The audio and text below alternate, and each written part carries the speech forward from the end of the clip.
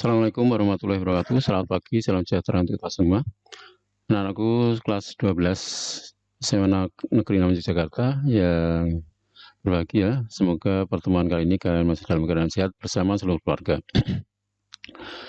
Untuk berikutnya ini kita akan belajar tentang radiasi elektromagnetik. Radiasi elektromagnetik untuk kelas 12 MIPA. Langsung saja kita masuki materi yang pertama tentang benda hitam. Kan sudah belajar di saat SMP maupun SD bahwa kalau benda warna hitam itu akan menyerap energi yang besar. Nah, karena benda itu menyerap energi yang besar, maka kalau dia memancarkan juga akan besar. Maka benda hitam itu benda yang mampu menyerap energi paling besar, sehingga akan memancarkan energi paling besar dibanding energi yang dipancarkan oleh benda lain pada suhu yang sama. Jadi pada suhu yang sama, benda hitam itu akan memancarkan energi yang lebih besar dibanding benda lain. Nah, benda hitam yang sempurna atau sebenarnya mendekati sempurna adalah lubang kecil pada benda logam berongga. Jadi sekali lagi, benda hitam yang mendekati sempurna adalah lubang kecil pada benda logam berongga. Sehingga cahaya yang masuk pada lubang kecil tersebut akan diserap seluruh energinya sehingga tidak ada yang keluar lagi. Kita bisa melihat pada benda hitam yang sempurna, lubang kecil inilah yang dibuat dengan benda hitam. Sehingga kalau ada energi cahaya yang masuk maka dipantulkan di dalamnya itu. Atau seperti ini adalah benda hitam. Ya, dia menyerap, maka saat memancarkan juga akan besar. Nah, yang kedua tentang radiasi benda. Menurut hukum Stephen Boltzmann menyatakan bahwa jumlah energi yang dipancarkan per waktu atau daya yang dipancarkan dari satuan luas permukaan tiap satuan luas benda hitam ideal akan sebanding dengan kekuatan keempat suhu absolut benda hitam tersebut. Atau samanya dikatakan bahwa suhu mutlak pangkat 4. Sehingga rumusnya P sama E kali sigma kali A kali T pangkat 4. Daya radiasi sama dengan emisivitas kalikan tetapan Stephen Boltzmann kalikan luas kalikan suhu mutlak pangkat 4. Ini dari terjemahan hukum Stephen Boltzmann yang ada. Nah, besar intensitas radiasi benda intinya adalah daya radiasi per luas. Sehingga I sama dengan E kali sigma kali T pangkat 4. Di mana ada emisivitas benda, tingkat kehitaman benda, nilainya antara 0 sampai 1. Kalau 0 berarti putih sempurna, kalau 1 berarti hitam sempurna. Dan sigma depan Stephen Boltzmann nilainya 5,6798 watt per meter kuadrat kali Kelvin pangkat 4. A luas permukaan benda 1 meter persegi, T suhu mutlak 1 Kelvin. Ingat, suhunya harus dalam Kelvin. P daya radiasi benda 1 watt, I intensitas radiasi 1 watt per meter persegi. Contoh soal. Sebuah benda luas permukaan 200 cm persegi bersuhu 727 derajat Celcius. Emisivitas benda sebesar 0,6. Tentukan daya radiasi benda tersebut. Diketahui sigmanya 56798 watt per meter kuadrat Kelvin pangkat 4. A-nya 200 cm persegi atau 200 kali 9 4 sama dengan 2 kali 9 2 meter persegi. E-nya 0,6, T-nya 727 Celcius ditambah 273 berarti 1000 Kelvin. Ditanya P-nya. P adalah E kali sigma kali A kali T pangkat 4. 0,6 kali 5,6798 kali 2 kali 10 2 kali 1000 pangkat 4. Hasilnya adalah 680,4 watt. Contoh soal kedua. Daya radiasi yang suatu benda pada suhu 227 derajat Celcius adalah 1000 Joule per sekon. Jika suhu benda naik menjadi 227 derajat Celcius, dengan daya radiasi benda yang dipasang sekarang. T1-nya 227 derajat Celcius berarti sama dengan 500 Kelvin. T2-nya 727 derajat Celcius. Ini dalam T kecil, ini T kecil, maka dalam T besarnya adalah 1000 Kelvin. T1-nya 1000 Joule per sekon atau 1000 watt, T2-nya berapa? Itu jawabannya seperti ini. Ini jawabannya, penghitungannya seperti itu. Karena E, sigma, dan A itu nilainya tidak berubah. Yang berubah tinggal T-nya saja, pangkat 4. Sehingga jawabannya demikian. Nah, soal-soal yang begini, ini sering muncul, biasanya tidak pakai angka, cuma T-nya berapa kali lipat begitu. Kalau T-nya 2 kali lipat, maka pasti ini 16 kalinya daya radiasi awalnya, begitu.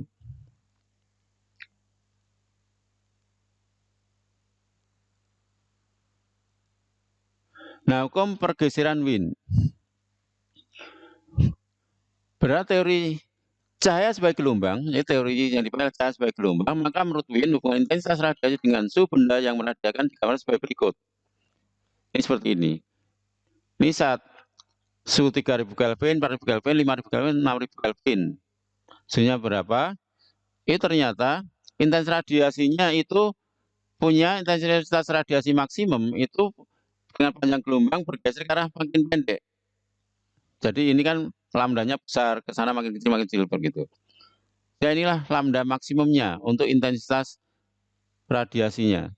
Sehingga menurut hukum pergeseran Wien dirumuskan radiasi benda akan bergeser ke arah panjang gelombang maksimum makin pendek bila suhu benda makin tinggi. Pada grafik tersebut secara matematika hukum pergeseran Wien dituliskan lambda M, lambda maksimum kalikan T sama dengan C. C-nya adalah tetapan Wien 2,9 10 min 3 meter Kelvin. Lambda M adalah panjang gelombang maksimum, T suhu mutlak. Contoh soal.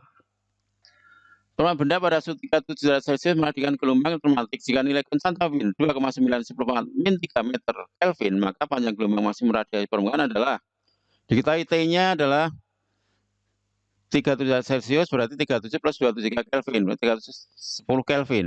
C-nya 2,9 kali 10 min 3 meter Kelvin. Lambda maksnya berapa? Langsung masukkan nilainya, hasilnya adalah 9,35 10 pangkat min 6 meter. Contoh soal yang kedua, radiasi bintang X pada intensitas maksimum terdeteksi pada panjang gelombang 580 nanometer, 9. Jika pergeseran Wien adalah 2,9 10 3 meter Kelvin, maka suhu permukaan bintang X tersebut adalah lambda maksudnya adalah 580 nanometer atau 580 kali 9 meter. C-nya 2,9 10 3 meter Kelvin. T-nya berapa? Masukkan seperti ini. Jawabannya diberi 5000 Kelvin.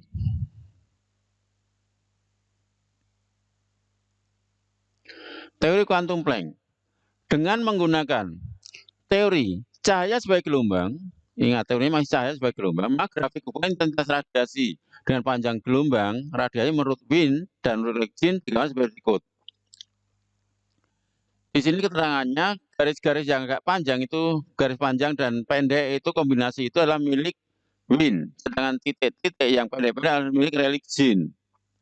Kita lihat di sini grafik ini yang tidak putus-putus ini adalah grafik pancaran radiasi dari benda pada berbagai suhu. Dari paling rendah 4000 Kelvin, yang hijau 5000 Kelvin, yang hijau tua, kemudian yang pink 6000 Kelvin, yang biru adalah 7000 Kelvin. Ini secara kenyataan grafiknya seperti ini, tapi ternyata milik Wien itu hanya menempel atau cocok pada panjang gelombang yang pendek. Sedangkan untuk Legend yang titik ini hanya cocok pada panjang gelombang yang besar. Harusnya kalau teori cahaya gelombang ini berlaku mutlak, ini harusnya grafik Wien dan Legend itu nempel di sini semua. Tidak ada pergeseran. Ternyata ini mengalami pergeseran. Nah, berarti ini timbul masalah. Padahal ini sudah dipakai teori cahaya sebagai gelombang. Nah, permasalahan ini kemudian memunculkan suatu teori yang dimana oleh Planck sebagai berikut. Bahwa dari grafik tersebut teori Wien cocok pada panjang gelombang pendek tadi sudah saya sampaikan, dan teori Legend cocok pada panjang gelombang panjang atau besar. Berarti ada masalah bahwa teori tersebut tidak sesuai. Nah, ada perlawanan tersebut Planck teorinya pada dua postulat begini. Radiasi dari benda bukan berupa energi gelombang, tapi berupa energi diskrit atau paket energi yang disebut dengan energi foton atau kuantum. Yang kedua, energi radiasi benda merupakan kekuatan bulat dari foton, di mana E sama N kali H kali F. Diketahui F adalah C per lambda, sehingga berlaku juga E sama H C per lambda. Jadi maksudnya bahwa radiasi dari benda, pancaran energi yang dipancarkan oleh benda itu tidak berupa gelombang, tidak seperti aliran air pada pipa, tapi merupakan paket-paket energi. Jadi seperti partikel atau benda yang sudah merupakan paket-paket tertentu. Itu. Sehingga kalau ada energi radiasi benda yang banyak itu merupakan kelipatan bulat dari energinya tersebut atau kelipatan bulat dari foton, karena Planck menyebut ini sebagai energi foton atau paket energi tadi. Nah, keterangannya hatapan Planck nilainya 6,626 kali 10⁻³ Joule sekon, C seperempat foton, 3,98 meter sekon, F frekuensi foton, lambda panjang gelombangnya, E energi radiasi dengan Joule. Nah, satu energi radiasi yang lain atau energi foton yang lain adalah elektron volt, di mana satu elektron volt kalau E-nya adalah muatan elektron kita masukkan nilainya 1,6 10⁻⁻19 kolom volt berarti sama dengan Joule, maka 1,6 10⁻19 Joule itu satu elektron volt. Dengan teori kuantum Planck, permasalahan tentang energi radiasi benda teratasi dan mulai saat inilah mulai masuk era fisika modern dan dikenal teori cahaya sebagai partikel atau materi atau energi. Jadi di sini kita mengenal dualisme cahaya atau dua sifat cahaya. Yang pertama sebagai gelombang, yang kedua sebagai partikel atau materi. Kapan kita bicara cahaya sebagai gelombang? Saat kita bicara adanya pemantulan cahaya, pembiasan cahaya, interferensi cahaya, perpaduan cahaya, difraksi cahaya, polarisasi cahaya. Kita bicara itu cahaya sebagai gelombang. Tapi kalau kita bicara tentang radiasi benda, berarti kita mulai bahwa kita memandang cahaya sebagai partikel atau materi. Nah, di sini menurut teori Planck adalah yang biru ini sesuai dengan hasil kenyataan atau percobaan. Kemudian milik Rexin yang hijau ini, kemudian yang pink adalah milik Wien. Ini sehingga dengan teori dari Planck tersebut dicocokkan dengan hasil percobaan ini sesuai, maka mulailah dikenal dengan teori kuantum Planck atau masuk ke era fisika modern sejak tahun 1900. Berikutnya, efek fotolistrik. Nah, di sini adalah peristiwa yang menunjukkan atau memperkuat teori bahwa cahaya itu sebagai partikel atau sebagai materi atau sebagai benda. Ini ada permukaan logam katoda, di sini ada permukaan logam anoda. Kalau di sini disinari dengan foton, maka elektron dari katoda ini bisa lepas, sehingga elektron ini tertarik ke anoda karena anoda positif. Nah, karena ada muatan listrik yang mengalir, maka terjadi listrik. Karena arus listrik adalah muatan yang mengalir. Karena ada elektron yang lepas atau berpindah, berarti ada arus. Maka disebut dengan efek fotolistrik. Jadi timbulnya listrik karena pengaruh cahaya yang mengenai logam katoda. Nah, elektron yang lepas disebut dengan elektron foto atau fotoelektron juga boleh. Ya begitu. Nah, terjadinya efek fotolistrik itu kalau memenuhi syarat seperti ini. Bahwa EK, elektron yang lepas berarti punya kecepatan, itu punya energi kinetik. Itu saat terjadi, saat kapan dia punya energi kinetik, yaitu saat frekuensi fotonnya itu melebihi dari F0.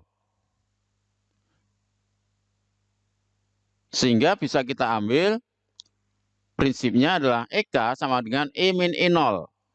EK adalah HF min HF0. F bisa C per lambda, maka EK HC per lambda min HC per lambda 0. Ini. Jadi E-nya harus bisa dibanding E0-nya. Di mana E0? E0 adalah di bagian sini. Bagian bawah ini adalah namanya E0 yang disebut dengan fungsi kerja logam atau energi ambang logam. Nah, tangan alfa sudutnya kemiringannya atau gradiennya disebut dengan H, yaitu tetapan Planck. Yang nilainya 6,626 kali 10⁻34 Joule sekon. Karena E-nya harus bisa dibanding E0 untuk terjadi efek listrik, ini syaratnya energi foton harus bisa dibanding energi ambang, maka frekuensi foton harus bisa dibanding frekuensi ambang. Tetapi panjang gelombang fotonnya harus lebih kecil dibanding panjang gelombang ambang atau panjang gelombang dari logamnya. Ingat, frekuensi besar berarti lambdanya kecil. Maka E-nya harus bisa dibanding E0, F-nya harus bisa dibanding F0, tapi lambdanya harus lebih kecil dibanding lambda 0. Ini syarat terjadinya efek fotolistrik.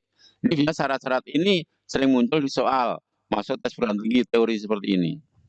Berikutnya, saat ada efek fotolistrik itu kalau intensitas diperbesar, jadi I1 bisa dibanding I2, bisa dibanding I3, itu ternyata grafiknya terbentuk seperti ini. Ternyata apa? Energi kinetik masih atau untuk menghentikan elektronnya itu pada beda potensial atau potensial katoda yang sama, yaitu min V0, tidak pernah berubah. Begitu. Sehingga saat intensitas diubah, ingat intensitas diubah, itu ternyata V0-nya tetap, berarti energi kinetiknya juga tetap, atau potensialnya tetap. Tapi yang berubah apa? Di sini adalah arusnya, berarti jumlah elektronnya makin besar, begitu. Jadi, saat sudah terjadi efek fotolik, kalau intensitasnya ditambah, tidak mempengaruhi energi kinetik elektron, tetapi hanya menambah jumlah elektron atau menambah besar kuat arusnya. Kalau mau menambah energi kinetiknya, berarti yang diubah adalah frekuensinya. Frekuensi foton harus diperbesar lagi daripada frekuensi foton minimalnya, itu harus diperbesar lagi, baru energi kinetiknya akan bertambah. Ingat, penambahan intensitas tidak menambah energi kinetik elektron, tapi hanya menambah jumlah elektron foto atau fotoelektron atau elektron yang lepas. Artinya hanya menambah jumlah kuat arus. Nah, untuk bisa menambah energi kinetik elektron harus ditambah frekuensi fotonnya. Energi kinetiknya besarnya adalah EK EV0 sama dengan IP. Ingat, di listrik statis kalian sudah belajar tentang ini. Contoh soal. Ada suatu keping logam yang mempunyai energi ambang 2 eV disinari dengan cahaya monokromatik dengan panjang gelombang 6000 angstrom hingga elektron meninggalkan permukaan logam. Jika H 6,6 Joule sekon dan kecepatan cahaya 398 meter per sekon, maka hitung energi kinetik elektron yang lepas. E0-nya 2 eV diganti 2 kali 11 1,6 10 19 ya, ini maaf, ini 19. Berarti hasilnya 3,2 10 19 Joule. Jadi 2 eV sama dengan 3,2 10 19 Joule. Karena E-nya 1,6 10 19 ini muatan elektron. Lambdanya 6000 angstrom. Angstrom 10 berarti 6 kali 10 7 meter. Hanya sekian, C-nya sekian. EK-nya, masukkan EK I min E0. EK sama C per lambda min E0. Karena ya ini E0-nya sudah ada. Tinggal masukkan saja. Berarti diperoleh 3,3 10 19 dikurangi 3,2 10 19 Joule. Hasilnya 10 20 Joule. Jawabannya begitu. Sekarang berikutnya efek Compton. Ini ada elektron diam. Saat foton datang atau cahaya datang, maka elektronnya akan terhambur ke sini, kemudian fotonnya juga akan terhambur ke sana. Sehingga kalau energi foton awalnya E sama dengan HF, di sini elektron punya energi kinetik, maka fotonnya akan terhambur menjadi E aksen, yaitu HF aksen. Sehingga akhirnya diperoleh energi kinetiknya adalah karena di awal foton dibanding energi foton terhambur jelas lebih besar energi awalnya, maka EK sama E min E aksen. Sehingga EK sama dengan HF min HF aksen. Atau EK sama dengan H kali C per lambda min HC per lambda aksen. Karena E lebih besar dibanding E aksen, berarti F-nya lebih besar dibanding F aksen. Lambdanya, lambda foton lebih kecil dibanding lambda foton terhambur. Frekuensi besar, lambdanya kecil. Intinya hampir sama dengan efek fotolistrik. Ini juga memperkuat bahwa cahaya punya sifat sebagai partikel. Nyatanya dia bisa melontarkan elektron. Elektron itu kan materi. Nah, rumusnya perubahan panjang gelombang foton delta lambda atau lambda aksen min lambda adalah H per mc, di mana H teman Planck, M adalah massa elektron, C cepat lambat foton kali 1 min cos theta. Ini. Nah, saat theta-nya 90 derajat, maka delta lambdanya adalah lambda aksen min lambda sama dengan H per mc, karena cos 90 adalah 0. Sehingga diberi nilai 2,43 kali 9 min 12 meter. Inilah yang dimaksud dengan panjang gelombang Compton atau 2,3 pikometer. Bisa, 9 min 12 piko. Ini. Contoh soal, suatu foton membentur diam. Membentur elektron diam sehingga elektron dan foton terhambur dengan sudut hamburan 53 derajat bilasin. 53 0,8, maka hitung perubahan panjang gelombang Compton. Diketahui θ-nya 53 derajat. Kalau sin-nya 0,8 berarti cos θ-nya 0,6. Delta lambdanya, delta lambda H per mc kali 1 min cos θ. 2,3 min 12 kali 1 min 0,6. Berarti ini 0,4 kali 2,3, 9,72 kali 9 min 13 meter. Yang ketujuh, gelombang de Broglie. Berdasarkan teori yang sudah ada, bahwa cahaya punya sifat sebagai gelombang dan punya sifat sebagai partikel atau materi, maka de Broglie menggunakan teorinya bahwa partikel atau materi atau benda dapat bersifat sebagai partikel dan dapat juga bersifat sebagai gelombang atau energi. Sehingga de Broglie punya pemahaman kalau ada materi atau benda bergerak atau punya kecepatan, itu dia akan punya panjang gelombang yang dihasilkan, yaitu lambda H per mv. mv adalah momentum. Nah, mv bisa diubah menjadi akar 2 kali m kali energi kinetik. Kalau ini hubungannya dengan elektron, maka energi kinetiknya adalah E kali V, maka lambdanya bisa H per akar 2 m eV. Gitu. M adalah massa elektron, E muatan elektron, M itu 9,1 kali 10 - 31 kg massa elektron, E adalah 1,6 kali 10 - 19 kolom. V beda potensial H tetapkan Planck. Nah, ini contoh soalnya. Elektron dipercepat menjadi beda potensial 100 volt, mempunyai laju 9,396 meter per sekon jika massa elektron 9,1 kali 10 - 31 kg, muatan elektron 1,6 10 - 19 kolom, hitung panjang gelombang de Broglie. Ini datanya. Penyelesaiannya, sebetulnya ini memang datanya double. Kalau menggunakan diketahuinya beda potensial dan muatan elektron, maka penggunaan rumus lambda A per akar 2 m eV. Masukkan nilainya, akhirnya diberi angka lambda 1,223 sama 10 meter. Cara lain, menggunakan H sama lambda per mv. Sehingga diperoleh 6,694 per 9,1 kali 5,9396. Jawabannya 1,3223 kali 10 meter. Begitu kan dengan de Broglie. Artinya kalau ada benda bergerak itu bisa berubah atau bersifat sebagai energi.